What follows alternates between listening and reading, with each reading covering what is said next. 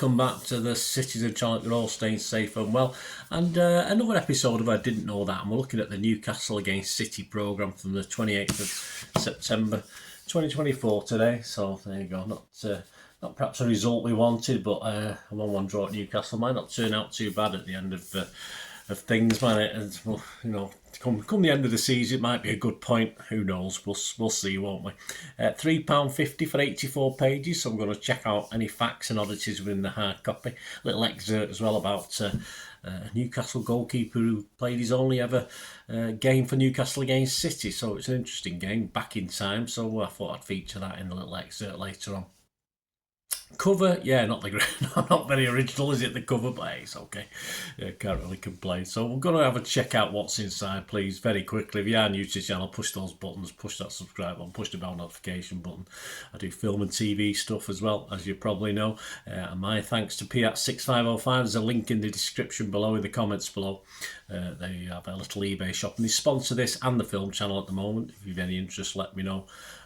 Just have a look at the shop, guys, and if you do mention me, say Bernard sent you, you'll get 10% off if you place an order, so you get an immediate refund on that. So my thanks to P@6505. Check them out, guys. You can also support the channel, of course. I do have memberships now. Please get in touch if you want the information on that, but you get early access to everything I do, plus lots of history stuff, of course, on City that's not been published yet.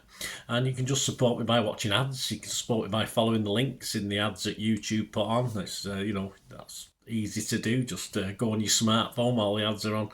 And of course, if you want to sponsor it, sponsor this channel, just get in touch with me. We can have a chat about it.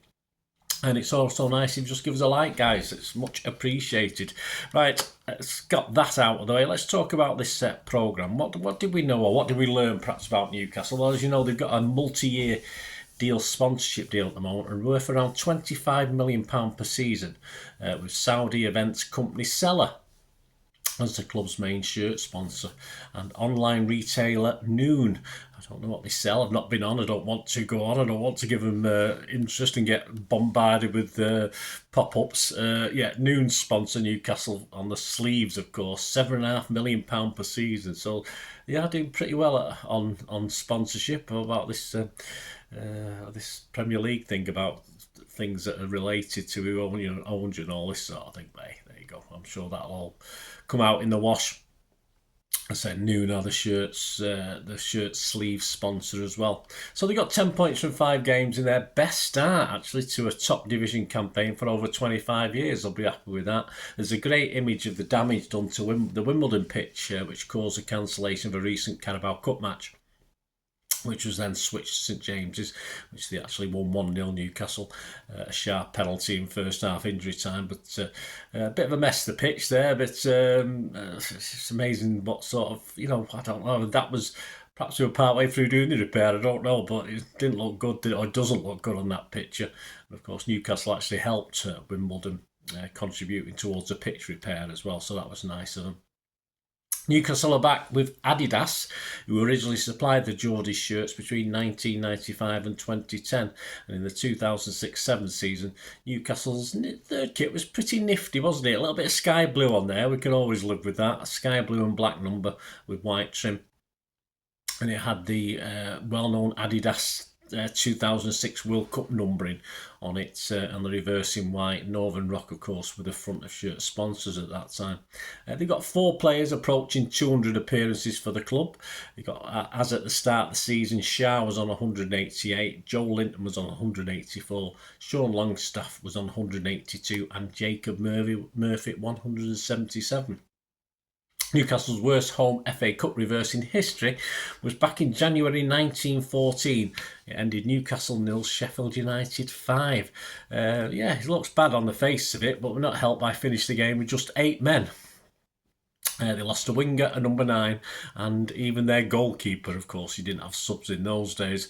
Another great image there. I thought I'd show that. It's just a great image taken from the season 62-63, a season when between the 15th of December and the 9th of March the following year, not a single game took place at St James's. It was one of the UK's worst ever winters. And there's a great picture there of manager at the time, Joe Harvey, clearing the pitch. But his efforts for this one were in vain. I think it was a game against Grimsby that didn't go ahead anyway.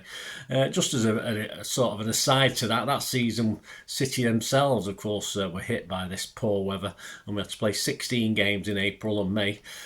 We couldn't cope though. We got relegated that season. An aptly titled piece, Once in a Blue Tune, of course, with Moon crossed out, so I'm sure it doesn't, they have this in the programme when City are playing them or not, it doesn't make any difference. And it looks at some opponents who've played only once or twice, and it focuses on Rushden and Diamonds, and I don't think we've ever played them either. We've never played them. I mean, obviously they played them once. I might be wrong, but I'm fairly sure we've never played Rushden and Diamonds, and this is Newcastle's one game with them. David Ginola was making his debut in that one, and Newcastle won 3-1 at Rushden and Diamonds Neen Park, it was called. What about Newcastle and City? Anything interesting? Well, you know your City's a small feature in our first meeting up in Newcastle back in 1894. If you check out my City 130 special, I covered that in that one. Our overall record against Newcastle, overall, 192 games we played with 178, drawn 41 and lost 73. So we've done all right. We scored 300 to their 267. And yes, if you go over to www.britishpath.com, it's got 3 Newcastle versus City Cup ties on there, FA Cup ties from 1924, an FA Cup semi-final at St Andrews, ended Newcastle 2, City 0. 1955 FA Cup final, probably a bit better known at Wembley, ended Newcastle 3, City 1. And the 1957 Maine Road FA Cup third round replay, which ended City 4, Newcastle 5. Yeah, so yeah, all right, it might not, but it's just great to watch. Not good results, but it's great to look at these old British pathy things. Really good.